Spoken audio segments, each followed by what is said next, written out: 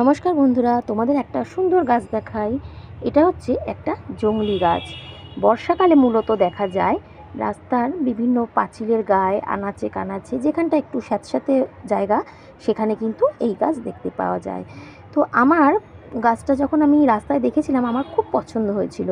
তো সেখান থেকে আমি একটা ছোট্ট গাছ পাঁচিল থেকে টেনে নিয়ে এসেছিলাম শিকড় সহ। তো সেটা আমি আমার টবের মধ্যে বসিয়েছিলাম, বসানোর কিছুদিন পরে মারা যায়। তো মনটা খুব খারাপ হয়েছিল, কিন্তু অদ্ভুত বিষয় দেখো, গাছটার মধ্যে দেখো পাতার গোড়ায় গোড়ায় অসংখ্য ছোট ছোট ফুল, আর তার মধ্যে ক্ষুদ্র থেকে ক্ষুদ্রতর বীজ রয়েছে, যেগুলো মাটির মধ্যে পড়ে এখন কিন্তু আমার অনেক টবেই এই গাছ দেখতে পাওয়া যায়। তো বর্ষার সময় আমি এই গাছটা তুলেছিলাম, তুলে এই ছোট্ট জায়গাটায় বাটিটার মধ্যে বসিয়েছি। দেখো কত সুন্দর লাগছে, এটা কিন্তু আমি নিজে রোপণ করছি। তো তোমাদের ভিডিওটা কেমন লাগলো